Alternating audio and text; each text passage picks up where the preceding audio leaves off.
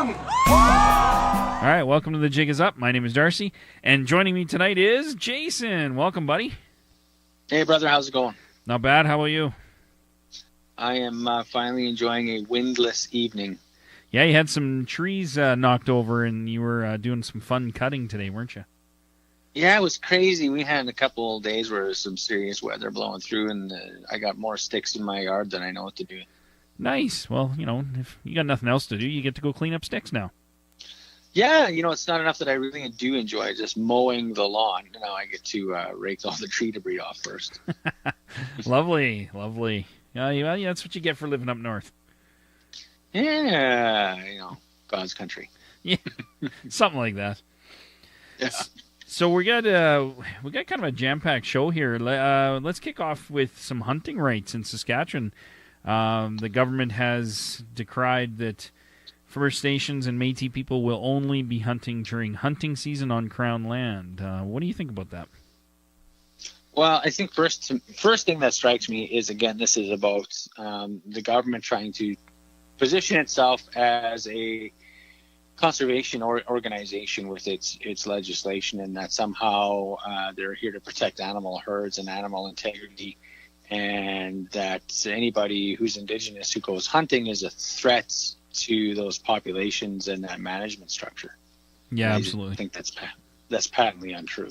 Oh, absolutely, yeah. And it's tough because you look at Saskatchewan as a province, and I mean, they're kind of famous for their Starlight tours and, of course, the Colton Boushie verdict and things like that. So it's kind of like a knock. This is about the third or fourth thing in the last, I don't know, even 2 months that Saskatchewan's kind of nailing First Nations and Métis people with, so Indigenous in general. So it's kind of I don't know, it's kind of a sad thing to see, really. Well, I think it really is inevitable. I mean, we see our Canadian society, the settler society at large, growing more and more divided, more and more distant on lots of issues. And so these are things that are really going to come to a head with the settler society simply because of their numbers, and they view Indigenous people as a threat to the status quo, or what they would consider, I guess, progress to the settler state.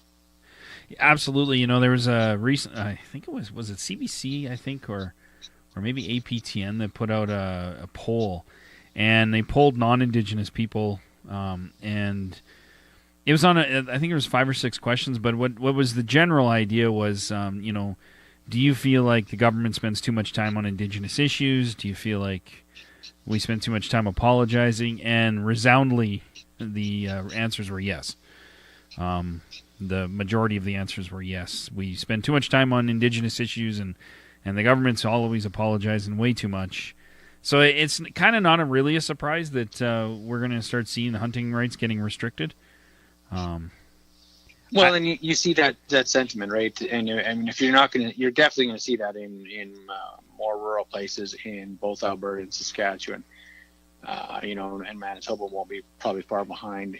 It just has a higher Indigenous population per capita. So I think these kinds of things are inevitable. Well, absolutely, yeah. And I think it's, it's going to, I mean, even if you take this to court and try to take it, through the court system, realistically, you're talking 10 or 15 years to get this through a court system with any type of decision. So really, for a province to make this move, they know they got at least 10 years before, maybe they're found that they violated somebody's Indigenous rights. Yeah, but that's 10 years down the road. So let's worry about that when it happens, right? Well, and I think that's the real thing here is the Canadian state is all about getting politicians elected. You only got a 4-year term. So the guys putting this into play look like heroes to all their farmer friends and their rural constituents. And so, it's good for you. That's a good way to get elected. It's a good way to look like you're tackling issues and again, to do that, you just got to pass it off that the Indians are bad people. There's damn those Indians shooting everything in the bush. Well, exactly, right? You got to pass that narrative, that stereotype. And, I mean, there is, I guess for the Crown land, they call it the public land or whatever in Saskatchewan. But the public land, I guess if there's a leasehold on it like somebody's leasing it for grazing or whatever, I guess you can still hunt. They can still hunt on it if they get that leaseholder's permission. But I don't know how readily available that information is to people that are going hunting. So I don't know. I would assume that you're probably just going to not. And I'm sure that person's going to say no anyway. So I'm sure you're going to see a real restriction on the hunting. Well, it will be interesting. I don't know all the rules in how Crown land or public lands work in Saskatchewan. I know here in Alberta that a leaseholder with a grazing lease can't actually stop people from hunting. They can, however, restrict access to foot access only. So as far as in Alberta anyway, as far as it's my understanding, you have access in hunting season to go on all public lands. The challenge I see is that you still have to do it in season, and so there's a real restriction on traditional hunting, and especially a real infringement on treaty rights. Absolutely, and one of the things I was talking about this last night with a few First Nations guys I know, and like they were saying, it just forces them back onto the reserve, because obviously they can hunt on reserve, but it's kind of one of those things for optics. It's not really great because you're forcing people back onto a reserve where typically the hunting's not as good because you force so many people onto such a small area that the animals aren't exactly hanging out. So it is kind of a forceful move. Seems like a little bit more colonialism just shoved down Indigenous people's throats. Really, is all it seems. Well, and that's definitely what they want, though. They want Indigenous people on reserve. They don't want them having access to what they feel is Crown land or the government of Saskatchewan's lands, and they want those people restricted in what they can and cannot do. Absolutely, yeah. So this isn't about inclusion. It's no longer about honoring the treaties. It's again about how do we subjugate First Nations people to make them assimilate. Absolutely, yeah. And I'm surprised that it won't be long before they start charging some sort of user fee to even hunt, so that they can get around and do a roundabout way to try to charge Indigenous people to hunt. It's not a license; it's a user fee for the land or some stupid thing. So, or there'll be all kinds of things coming into play about restriction, about having to report what you kill and having to log that in. So, it'll all be in the name of conservation and protection of wildlife. Yeah, that's right. That's right. But whatever it is, a lot of it probably won't impact the sport hunters, the non-Indigenous hunters of the world. It'll probably mostly impact Indigenous. Well, but that's what they want. They want the sportsman out there who's hunting to feel that everyone is treated the same under the law. Yeah, absolutely. And that's what this is about, is that they want Indigenous people not to have anything, as they deem it, special. No special privileges. Well, and that was actually specifically one of the questions in that APTN article was, should First Nations, or I guess they said Indigenous, but they say, I can't remember if they said First Nations or if they said Indigenous, but it was a resounding no. We should not have special rights or special privileges, according to the general public that took that poll. So, yeah, I mean, it follows the mandate of the masses of people, right? And like you said, it's about votes. So, at the end of the day, politicians got to get elected, and what better way to do it continually than off the backs of Indigenous people? Absolutely. Yeah, for sure. So then from there, we go into a little bit of a fight going on here in Alberta. We got Fort McKay is accusing the MNA of business interference, and they are requesting an injunction against them. And essentially what this was I believe the MNA was trying to negotiate with industry on behalf of the Fort McKay community, which, we did shows way back in the day about the oath of allegiance that the Métis Nation of Alberta was bringing in and how it was illegal. It wasn't illegal, and I guess now it's in again. But essentially that oath said that if you're a Métis Nation member, you give up all your rights to negotiate to the Métis Nation. So I don't know if that's enforceable in court. I guess the Fort McKay guys are going to be seeing if it is enforceable because they're going to court with it. So, yeah, and it's what's quite, again, we these guys, when we talked about this a little bit before, it's quite odd and kind of mind-boggling to me that we have a local, Métis local, seeking an injunction against what they call the Métis government. Yeah. So how does that work? That's like the county I live in seeking an injunction against the province. Yeah. And it really goes to a lot of the conversations we have about how really the Métis Nation of Alberta is not a government, because these are the kinds of things that go on. And if really the Métis people consider this a government, why are we taking it to the colonial government? Yeah, exactly. Well, that's just it. I mean, reality is this kind of thing should be taken to their Métis Judiciary Council, and oh, that's right, they haven't had one for like 3 years, so I guess that's maybe a problem. I mean, they don't even follow their own bylaws, and have a Judiciary Council to resolve disputes like this. I think, wasn't that the whole point of having it? But yeah. You know what? And what drives me crazy about this too is that, like, and the Fort McKay president said it best, where, they were talking about how the Métis Nation usually has an individual who does all this negotiating on behalf of communities, but that individual's usually never even been to the communities that they're negotiating on behalf of. So how do they know what's best? How do you sit in Edmonton and know what's best for Fort McKay, which is 4.5, 5 hours away? Like, that doesn't make any sense. And so I totally agree with him. I mean, I think this is ridiculous. But it's like you said, it just shows how this isn't a government situation. This is a bunch of greedy people trying to seek out dollars. And they'll do it on the backs of their own people. Yeah, and it really shows that there's a big lack of respect about what goes on locally and how the provincial organization wishes to usurp that power. I mean, in provincial colonial politics, the county is free to negotiate with industry for the county's benefit. In the county I live in, there's several wood-driven industries through pulp and paper. And other than funding, the government kicking in funds for the startup of those organizations, what happens here locally within the county is up to the county's discretion. Yeah. Well, I think it... So how come that isn't reflected in Métis government then? Well, exactly. And I mean, we've had 90 years of Métis Nation of Alberta, and they haven't yet figured out in 90 years how to separate and segregate and isolate duties or isolate the powers of each. The local has this authority, the regional has this authority, and the provincial has this authority. In 90 years, they haven't figured that out. So then, they did, Darcy. They did figure that out.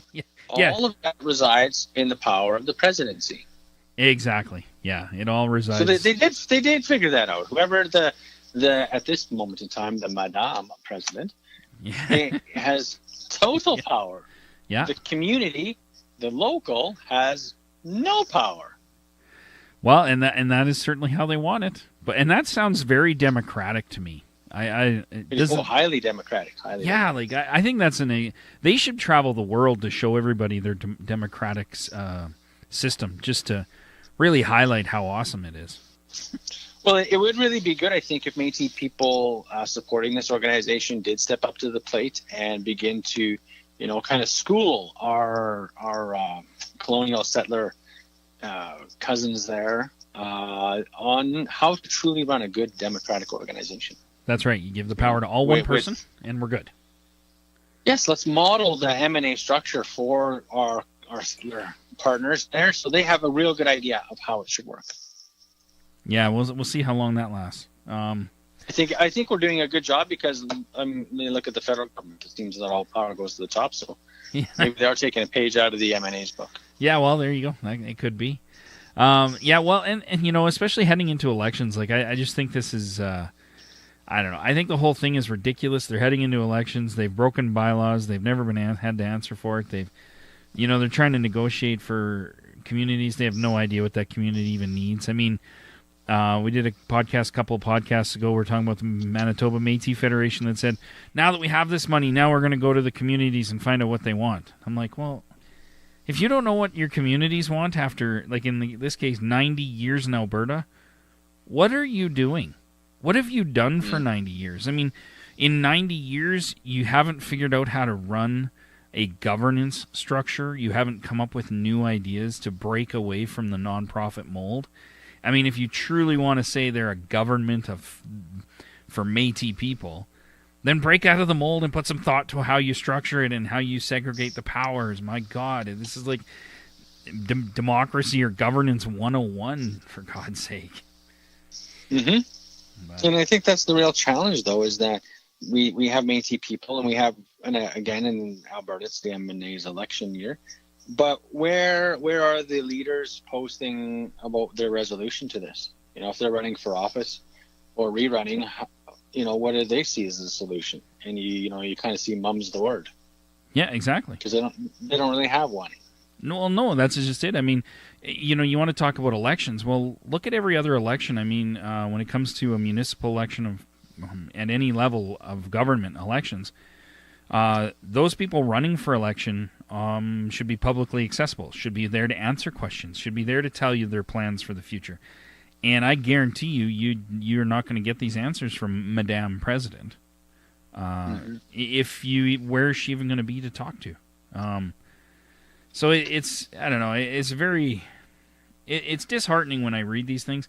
I think it kind of makes me laugh in a way, because I can't believe that, you know, somebody would have the wherewithal to think that this is totally okay and is going to be acceptable by everybody to do. But, you know, it's been doing it for 20 years the way it is, and not, 80 years before that. So I guess it is acceptable. Well, clearly, and that's the real challenge, is it sure seems that is the way they want this to go. And, I don't see the electorate, Métis people getting out and voting anything different. And you sure don't see any leadership coming out and saying they're going to do anything different. So, it seems like 4 more years of the status quo.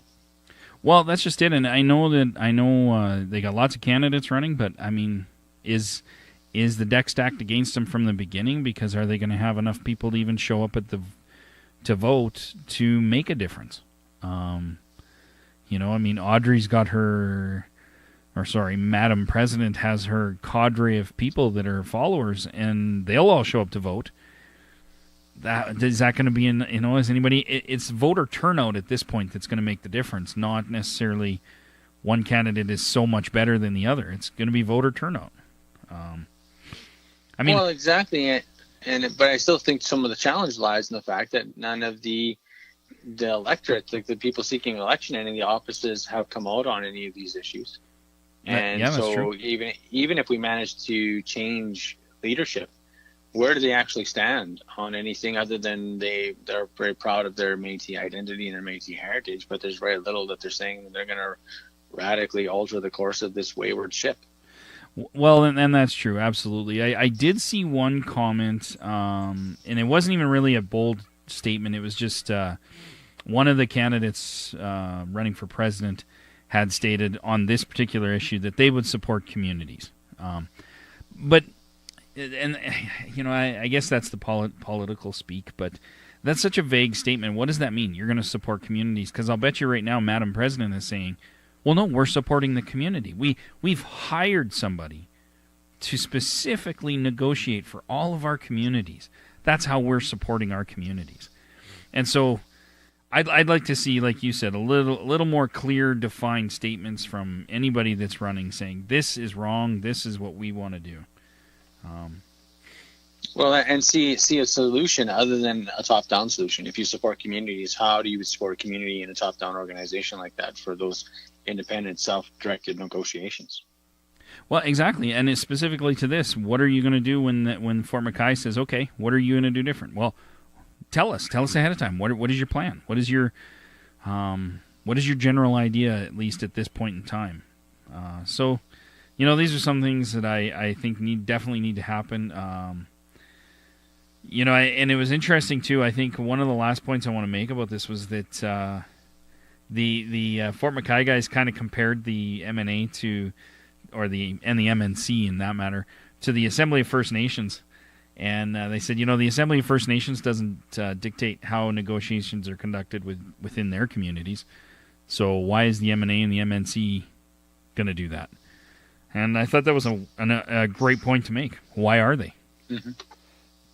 Yeah, I mean, we hear how much dissatisfaction there is with the AFN on all kinds of fronts, and right now on this kind of issue, the AFN's making the MNA look bad, and so what does that tell you? Yeah, no kidding, right? Well, and it begs the bigger question too. Like, when you look at the MNA or the MNA, the Metis, or the Assembly of First Nations. When you look at that, how much people are dissatisfied with that system, and really, what do they do at this point? They're mainly a lobby group. So then you turn your head and you go, okay, well, the MNC is standing right there beside them. What do? They're just a lobby group, but they don't actually really do anything. They just take money and stand beside the Prime Minister and smile and nod and clap. So both of those organizations really, at this point in time, are useless, in my opinion. So it's nice to compare them. Nice to see that other people see that and compare them as well. Yeah, exactly. And I think that's the real thing people don't understand. We've seen several Métis leaders come out and say how the MN whatever is not a lobby group, but a government.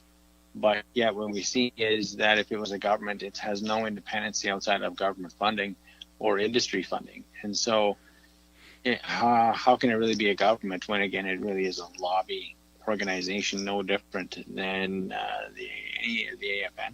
And so really, what are they? What do they do? And now that we're heading into an election, what is anybody really going to do differently that would give people who are on the outside or filing a court injunction against their own organization any hope that things would be different? Exactly. Yeah, and I think that's a real sad state of affairs, like a sad sign of things when you are taking your own people to court for things like that.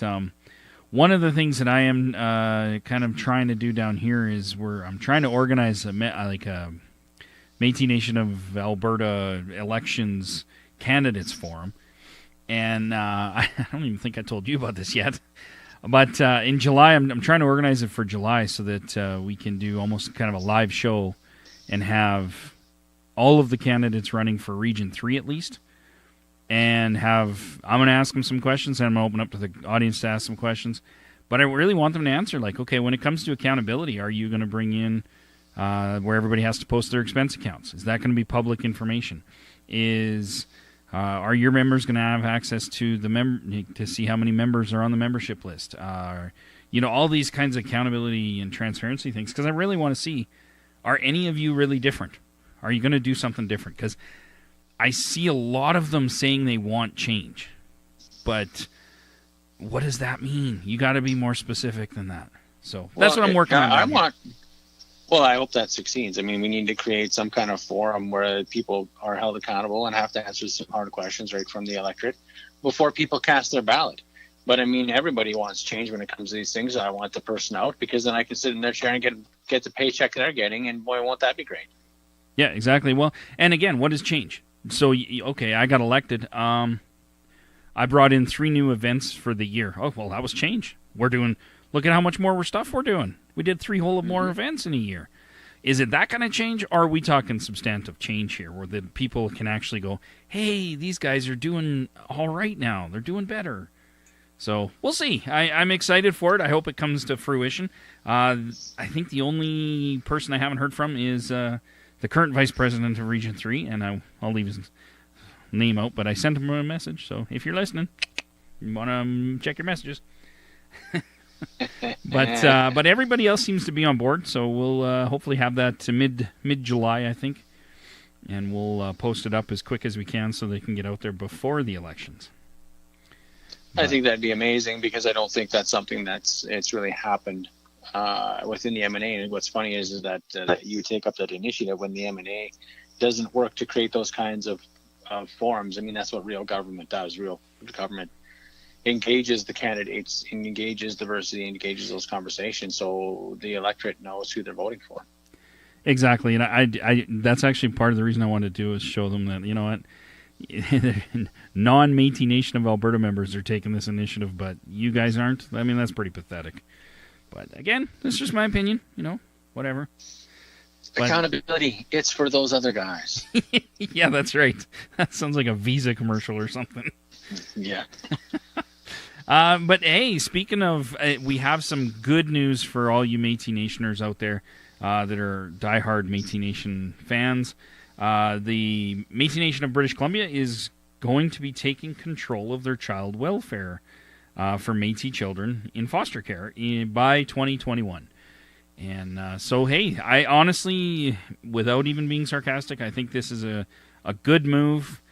I wish that the government wouldn't restrict it to just the Métis Nation of British Columbia, but it is what it is, and I think it's a good move that the government is willing to give Métis people control over the Métis children in foster care. So that's a bonus. Yeah, it can't go wrong.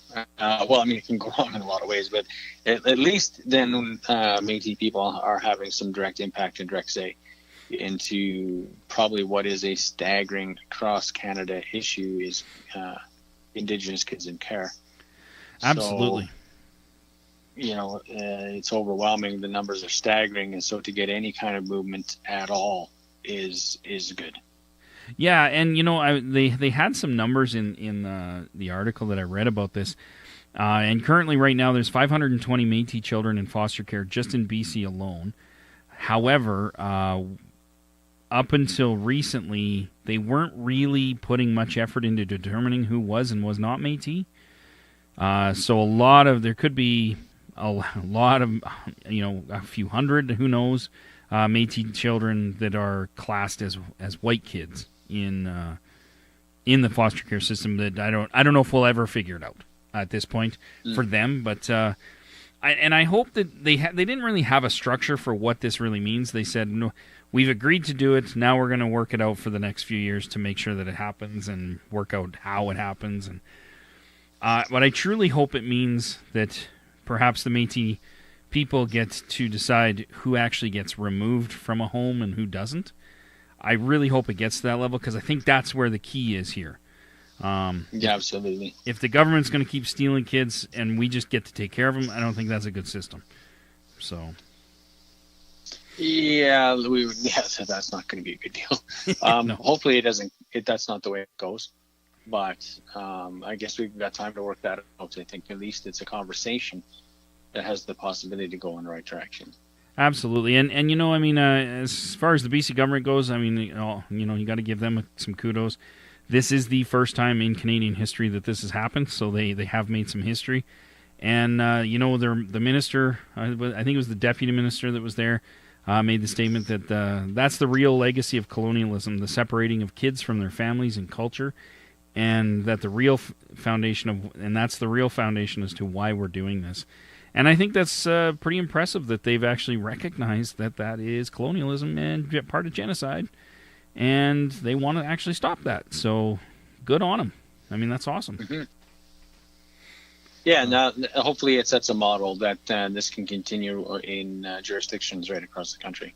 Absolutely, and putting aside my grievance with the Métis Nation cartel organizations, I think this is sorely needed for all Indigenous people. I mean, as much as there's some chief and councils out there that I'm sure are not great, but I'd still rather see Indigenous kids getting taken care of by Indigenous people. So, hats off to everybody involved, and I really hope this starts a trend. I wish Alberta was the number one that did this first, but we're not.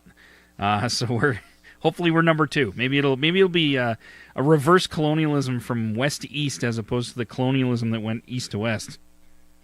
One can only hope. We'll see if the old NDP here in Alberta step up to the plate. Yeah. Although my hopes aren't high from those pipeline pushers. Yeah, that's a whole that's just a mess, that whole pipeline thing. But that's, I don't know. That's for another episode, I guess. We don't have that many hours in an evening.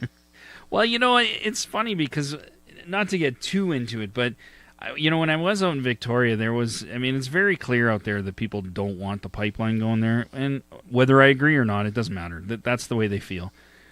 And, the Métis that I did talk to, they side with their First Nation family, man. They're saying, we don't want the pipeline. And then when Chartrand came out and said what he said, it was kind of like, everybody I talked to was like, That dude doesn't represent me. What the hell is he talking? He's talking out his ass, man. I don't even want anything to do with that guy. So it's, again, you see this dissension within this amazing government of 400,000 Métis, and it's just more dissension, and there's more talk of, maybe splitting away. Maybe we can start something outside of the Métis Nation, and but how do we get that going, and how do we talk to the government, and without the Métis National Council? So there's dissension in the ranks, and I think if something doesn't happen, I can see this cartel eventually breaking up, hopefully, just because they're not pleasing anybody at this point, I don't think. Yeah, again, I mean, we've talked about, not to drag this show, but we've talked about this at length. The only time that'll happen is when Métis people finally get pissed off enough to coalesce into something really as an alternative. Absolutely. Other than just whine about being pissed off. Yeah, well, exactly. And that's why I think it's quite powerful when you see like Fort McKay going out there with injunctions. I mean, that's a pretty bold statement. You don't get much bolder than that. And I think that's going to set the tone for, if they do it and they set their foot down and the Métis Nation has to back down or chooses to back down, that's going to set a whole new standard of things. And I think other communities are going to go, hey, wait a minute. Well, if they did it, why can't we? And I don't know. I think it'll set off some interesting things. If that doesn't change things, man, I don't know what will. I guess last but not least is I had a conversation online about status cards and Métis cards, treaty cards, and I know I've talked about it, you've talked about it, we've talked about it a lot, but well, maybe not a lot, but a few times before. But I want to reiterate to anybody listening that there is no treaty card.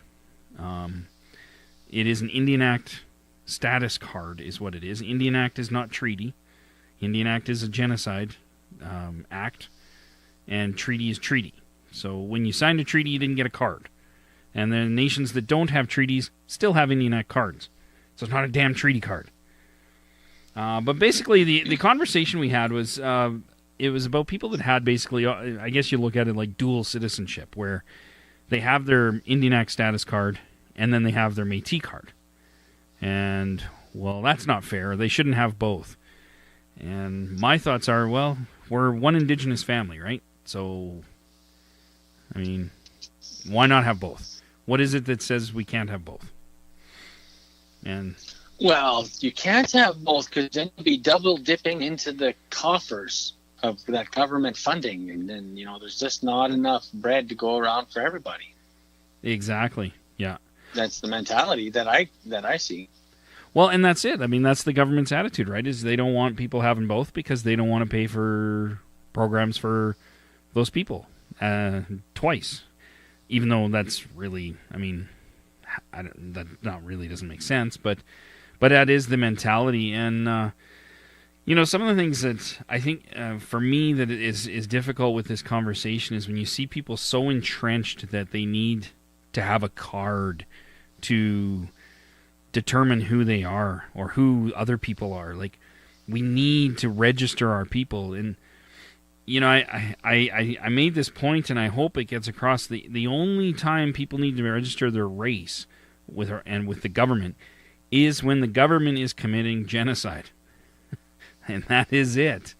South Africa modeled apartheid after the Canadian and American treatment of the Indigenous people, and including race cards. So even they've done away with their race cards. Can we not do the same? Well, I think that it really shows that we have a real problem when it comes to Indigenous identity and how we need to recover from that trauma. Is to say, if the only way your identity is valid is by the plastic that you carry, then we have a real problem in our security as Indigenous people about who we are. And specifically Métis people, if we are the people who own ourselves, then we better be a lot more comfortable without that piece of plastic, because if the only time we're going to recognize someone's identity as a Métis person is if it's government-backed, then we have to acknowledge then by definition, we are trying to limit or tourniquet or outright extinguish Métis identity at the hands of our colonial oppressors. Absolutely, and I mean, we've talked about it many times about how this stuff is about reducing the fiduciary duty of the government. The more people that get denied because they don't meet Powley criteria, the more people that simply don't see the point of paying for a card anymore and just don't have it. So they disengage. All of that stuff is the benefit to the government. And so it's disheartening when you hear people talk about these cards as though they're the gold standard of what we need to achieve. And even this really bothered me too. Is somebody brought this up? If you go to the actual MNC website, somewhere on their page, I think it's in their application area to become Métis, they actually say this: it is now possible to be registered as Métis in much the same way that First Nations are registered as Indians in the Indian Registry. And I mean, my brain just starts screaming, like, why does anybody want this? Why? It drives me crazy, and people are like, no, this is a good thing. It is not a good thing. Well, and I think that's the first and foremost thing people need to realize when it comes to this plastic is that it is meant to first identify you as Métis. Second of all, is down the road is exactly to do what they did with our First Nations cousin, is to find a way to limit how long you and your offspring and your descendants can stay that. How many times after that registry comes in and is fully registered with the federal government under the Indian Act, how many times can your daughter or son marry out and your kids will no longer be Métis? Absolutely, yeah. And that has to be the inevitable question, because that's what happens when we no longer own ourselves and we allow the government to register us. Yeah, I mean, and that's exactly, you look at right now, so let's take the most Métis person in the world and they have kids. Well, if their kids don't marry Métis people and they have grandkids, and those grandkids don't marry Métis people, well then, does the government say, well, after 3 generations you're no longer Métis, unless you marry Métis people? Because that's really what it boils down to on the Indian Act card, is it expires. If you start thinning out the blood too much, it goes away. And that comes with some serious ramifications, because you basically lose all of your, can't get housing, you can't get any help from your band, and so is that what the next step is for the government to say to these Métis nations? After 3 generations or 4, I don't know if anybody's really Métis if they haven't married into Métis, So, well, and I think that one of the most frustrating things that I come across when it comes to these cards, and especially when it comes to using these cards to validate or invalidate someone's ID, and for me, the absolute travesty is when we say that you can't be both First Nations and Métis, is we are basing that conversation on the fact that we think that, like Tony Belcourt said, that Ottawa is a loaf of bread. Yeah. And Ottawa isn't a loaf of bread. Ottawa is a bakery. Yeah. And I think the problem is nobody here is getting their fair share. And I think if there was a way for you to get your fair share and it meant you could do both at the same time, I personally don't have a problem with that, because no one who's Indigenous is getting their fair share. Exactly. No one who's Indigenous is getting their rightful stake in what is going on in this country. And if there was a way at any level for that to happen more equitably for you and your family, then I would support that. And I think we need to really stop and think that if the government can spend, how many billions of dollars to buy a pipeline and to support pipeline actions for billions of dollars, then we have to stop quibbling over the little bits of money that they give us and recognize that we're all Indigenous and you can truly be Métis and First Nations at the same time. Well, and that's exactly it. And this boils down for me, is very much that. It's an argument about governments setting up different programs and services depending on which Métis group you are. Now, geographically, yes, I can understand there being different programs. I mean, the Inuit have very different needs than, the Indigenous people living in and around Calgary. Just geographically, I get that. But the truth is when you look at Indian Act status cards, they get you access to certain programs and services that Métis people don't get.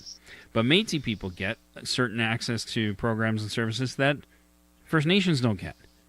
And then Inuit are separate from all of that as well. So, yeah, like I totally agree with you. If you find a way where you can actually access the programs and services the government sets aside for Indigenous people, then go for it. And I think the bigger conversation should be, why are there different programs for different Indigenous groups living in the same province in the same geographic area? Why is it different? It should be the same programs and services. So rather than fight about which plastic card you have in your wallet, let's start fighting about why the hell are we separated by these things? And that all goes back to the government. I think you hit the nail on the head when you said it was about reducing fiduciary responsibility. Is we have to acknowledge the government doesn't want to pay for Indigenous people, and then they definitely don't want to pay equally across the board. I think largely that's what the Daniels case speaks to, is that Métis people should have equal access to the programs and services. What I find astounding is that they think that if Métis people are going to access this program, there'll somehow be less money. The government has shown that it has endless money and endless will to borrow money to fund whatever it wants. We have to hold their feet to the fire to make sure that we have our fair share. Absolutely. And we shouldn't be fighting each other over that. We should be fighting together to make sure that we all get that fair share, not fighting over the breadcrumbs. Absolutely. I mean, and there's so many things like that where the government pits us against each other on purpose. And I guess the optimist and the naive optimist in me wants to say it's not on, they're not doing it knowingly, but I really believe it is knowingly. For example, you have the Métis settlements are on top of traditional First Nation territory, where the First Nations got very tiny little reserves, but the Métis settlements are huge. Well, what is that going to create? It's going to create problems right there. Because one group is forced onto this concentration camp over here that's a third the size of your piece of property over here. And so you're right there, automatic division. Automatic division. People are fighting with each other. People are mad at each other. Then you bring in these cards and you go, okay, well, if you have this card, you get these services. And if you get this card, you get these services. And none of the two shall be the same. You're creating more division. And then after a few generations, they're not seeing the division created by the government. It's just fight amongst yourselves. And the government sits back and just laughs. And then the conservatives come in and the liberals, and we just go through election cycles and nothing really gets resolved because we're too busy fighting and being mad at our neighbors because they have 2 cards and I only got 1. Well, turn to the government then saying, why did we need 2 cards to access the programs and services for Indigenous people? It should be the same. Yeah, and I think that's what we really need to have a discussion is that the government has all the money it needs to go around for all the programs and services for all Indigenous people and for everybody to be treated equally. And tripping up over which piece of plastic you have that identifies you as which one of the 3 Indigenous peoples in this country is stupid. And I think it is small-minded. Absolutely. We have way bigger issues and way bigger problems than saying, we're going to do the government's job of identity politics for them, and we're going to limit who can access our community and our lands and do these kinds of things based on which one you happen to be is doing the government's job for them. That sounds like a really smart idea. Why don't we discriminate against each other based on our Indigenous identity, and then we can save the government the hassle of doing it for us? Absolutely, and I get that it's patently unfair. But again, these are divisions that are purposely created within our community, within our families of people. If we are one big Indigenous family, the government is in there trying to pit brothers against brothers and sisters against sisters and aunts against everybody and uncles against that's the government's job, it seems, is to try to get us fighting, and they do a great job of it. As frustrating as it is on the down here on the ground where everybody actually lives, it is very frustrating to see this happen. But you got to turn to your government and say, okay, well, you guys are the ones that created it. You have to fix it. And Yeah, and fixing it isn't by creating more divisions. Exactly. Yeah, exactly. It's breaking down the divisions, and that's where we need to turn to our First Nations, and we need to start saying to them, we need to start partnering up and teaming up with them. And I, in my opinion, we need to start putting that relationship first and the government second. If Indigenous people came together and they came to an agreement on something, then take that to the government and say, here's what we're doing. And you just have to, we're telling you what we're doing. That's it. And I really truly believe that is the relationship that needs to be first. Unfortunately, to quote Justin Trudeau. So, yeah, I don't know. I'm kidding. I think that's right. I think you're absolutely correct. If we're going to talk about what needs to get fixed, that's probably the top priority. There's a lot of brokenness. There's a lot of resentment in between Métis and First Nations people in this country, and we need to remedy that because there's not enough of us combined. When you're talking about 35 million plus people in Canada, when we look at the Canadian states and its citizens' priority list for Indigenous people, its mandate towards our resources, our lands, and our waters. We got a lot bigger problems than fighting each other over which piece of plastic you identify and what access to programs and services that gives you. And if you happen to be double dipping and you think that's a bad deal, these things are trivial and we got bigger fish to fry. And the longer the government keeps us distracted over these petty issues, the longer it's going to have free reign to kill all of the trees and the resources till there's nothing left. Absolutely. And I mean, I think this strikes to the heart of a lot of the issues that we see across the country. I mean, we have this animosity out east between First Nations and Métis simply because, there's a lot of stuff that's happened on the East Coast that, and Indigenous, First Nations out there have had to literally die to keep fishing rights and to fight for their rights. And I totally get that. And the part of the problem is this government-forced division of people where we can no longer share that land. It has to be us or them, or it has to be our program, not yours. And if we were to start, seeing this cohesion amongst Indigenous people, I think a lot of these problems would simply disappear because no longer could the government say, or anybody else, academics included, say, these guys are trying to steal your land and take away your rights. Well, if you were working together on these things, you could honestly say, no, they're not. We're in this together. And that goes across the country. And I think you see pockets of that. I think this is where the real, differences for me is when you actually sit down and talk with people, you get a very different idea or sense of what they believe compared to what their organization, provincially or federally, believes, and what the government believes. And I think people on the ground level just simply want to be Indigenous people together. They want that cohesion. But in today's society with all these structures, how do you do that? And I think that's where a lot of people are is, well, this is what we all want that, but how do we get there? We don't know how to get there with these stupid organizations and structures that are in place that fight against us. And I think that's a bit of a challenge for everybody. I think that's what, going back to that court injunction, that's what this is really starting to show is that we need to have those strong communities stand up and take the forefront. We need on reserve, we need on settlement, we need off and urban Métis people and Indigenous people across the board to begin to have these conversations about uniting, about standing up to these, corporate lobby groups and entities and find out how do we unite the Indigenous front. Because we're threatened across the board. All our land, all our water, all our programs and services are only as good as the government that funds them, and we need to really change that.